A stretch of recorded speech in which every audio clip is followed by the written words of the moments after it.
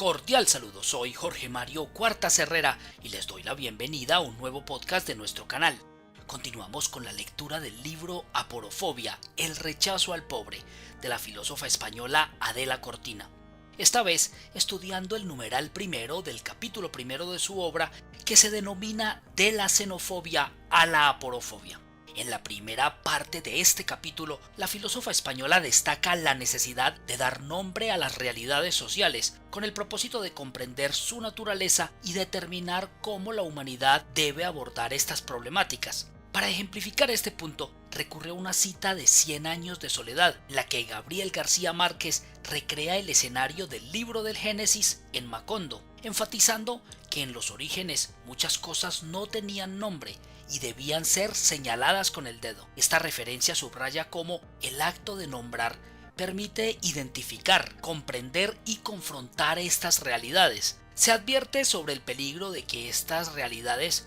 permanezcan sin nombre, convirtiéndose en ideologías distorsionadoras que perpetúan la desigualdad. Según argumenta, la historia implica asignar nombres a todas las cosas, incluso a aquellas que no pueden ser señaladas físicamente, pero que tienen un profundo impacto en la realidad social. Escuchen ustedes lo que nos dice la autora en uno de los apartes del libro que venimos estudiando, abro comillas. De ahí que la historia consista, al menos en cierta medida, en poner nombres a las cosas, tanto a las que puedan señalarse con el dedo, como sobre todo a las que no pueden señalarse, porque forman parte de la trama de nuestra realidad social, no del mundo físico. Así ha ocurrido con la xenofobia o el racismo, tan viejos como la humanidad misma, que ya cuentan con un nombre con el que poder criticarlos. Lo peculiar de este tipo de fobias es que no son producto de una historia personal de odio hacia una persona determinada con la que se han vivido malas experiencias, sea a través de la propia historia o de la historia de los antepasados, sino que se trata de algo más extraño.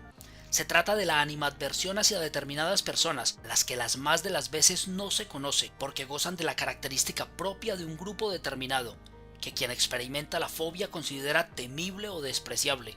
o ambas cosas a la vez. En todos los casos, quien desprecia asume una actitud de superioridad con respecto al otro. Considera que su etnia, raza, tendencia sexual o creencia, sea religiosa o atea, es superior y que, por lo tanto, el rechazo del otro está legitimado. Este es un punto clave en el mundo de las fobias grupales. La convicción de que existe una relación de asimetría, de que la raza, etnia, orientación sexual, creencia religiosa o atea del que desprecia es superior a la de quien es objeto de su rechazo. Por eso se consideran legitimados para atacarle de obra y de palabra, que a fin de cuentas es también una manera de actuar. En esta tarea de legitimar opciones vitales más que dudosas, tiene un papel importante nuestro cerebro interpretador, que se apresura a tejer una historia tranquilizadora para poder permanecer en equilibrio. Y esta interpretación de la superioridad es una de las que más funciona en la vida cotidiana, aunque esa presunta superioridad no tenga realmente la menor base biológica ni cultural.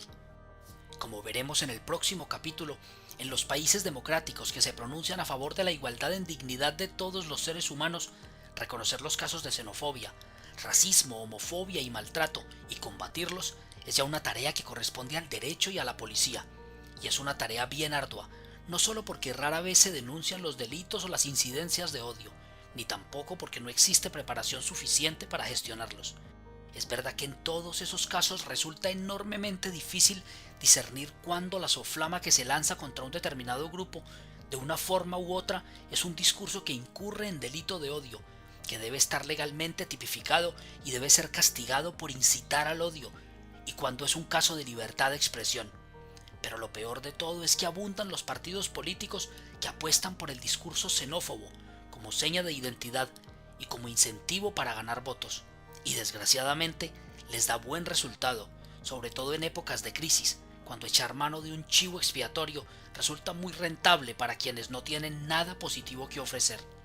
Sin duda, las actitudes xenófobas y racistas, que son tan viejas como la humanidad, solo en algún momento histórico fueron reconocidas como tales. Solo en algún momento las gentes pudieron señalarlas con el dedo de su nombre y evaluarlas desde la perspectiva de otra realidad social, que es el compromiso con el respeto a la dignidad humana. Es imposible respetar a las personas concretas y a la vez atacar a algunas de ellas por el simple hecho de pertenecer a un grupo, sea de palabra o de obra, porque la palabra no invita únicamente a la acción de violar la dignidad personal, sino que a la vez es ella misma una acción. Cierro comillas. Posteriormente, Cortina manifiesta que es cierto que el termómetro de la xenofobia ha aumentado en países de la Unión Europea, sobre todo desde el inicio de la crisis. Sin embargo, para ella no está claro que este aumento se deba únicamente a actitudes xenofóbicas, poniendo como ejemplo la situación posterior al referéndum británico sobre el Brexit. Menciona que, a pesar de la incertidumbre generada por la salida de la Unión Europea, tanto en Gran Bretaña como en España se evidenciaba una situación particular respecto a la percepción de los extranjeros en ese año 2016.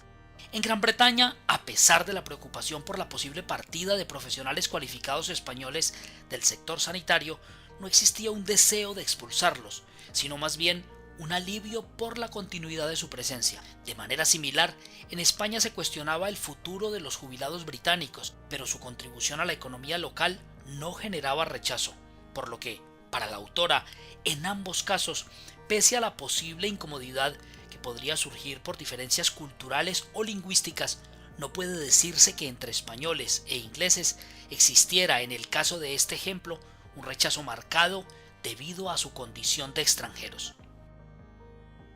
Leamos en este punto otro de los apartes del capítulo que venimos estudiando, abro comillas, y es que no repugnan los orientales capaces de comprar equipos de fútbol o de traer lo que en algún tiempo se llamaban petrodólares, ni los futbolistas de cualquier etnia o raza que cobran cantidades millonarias, pero son decisivos a la hora de ganar competiciones, ni molestan los gitanos triunfadores en el mundo del flamenco, ni rechazamos a los inversores extranjeros que montan en nuestro país fábricas de automóviles capaces de generar empleo, centros de ocio a los que se da el permiso de fumar en sus locales y bastantes privilegios más, y todo ese largo etcétera de aportaciones extranjeras que aumentan el PIB.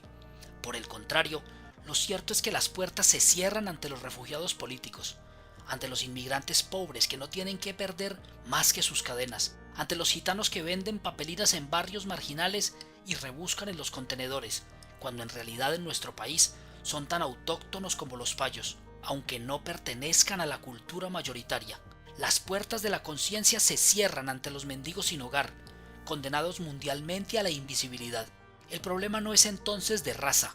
de etnia ni tampoco de extranjería. El problema es de pobreza, y lo más sensible en este caso es que hay muchos racistas y xenófobos, pero aporófobos casi todos. Es el pobre, el áporos, el que molesta, incluso el de la propia familia, porque se vive al pariente pobre como una vergüenza que no conviene airear, mientras que es un placer presumir del pariente triunfador, bien situado en el mundo académico, político, artístico o en el de los negocios. Es la fobia hacia el pobre la que lleva a rechazar a las personas, a las razas y a aquellas etnias que habitualmente no tienen recursos y por lo tanto no pueden ofrecer nada, o parece que no pueden hacerlo. Cierro comillas. Para terminar nuestro podcast del día de hoy, digamos a manera de conclusión que para Adela Cortina el rechazo hacia ciertos grupos no se limita a la condición de extranjero o etnia, que es lo que conocemos como xenofobia, sino que está arraigado en la aversión hacia la pobreza. La autora destaca que la discriminación se centra principalmente en los pobres, independientemente de su origen, por lo que propone el término aporofobia para referirse a esta patología social, que revela una dinámica donde la desigualdad económica y la falta de recursos son las principales barreras para la aceptación y el respeto del otro. Hemos llegado al final de esta primera parte del capítulo primero del maravilloso libro Aporofobia, el rechazo al pobre, de Adela Cortina. Los invito a darle like, a compartir esta información y a suscribirse al canal para que sigamos aprendiendo juntos. Gracias por escuchar.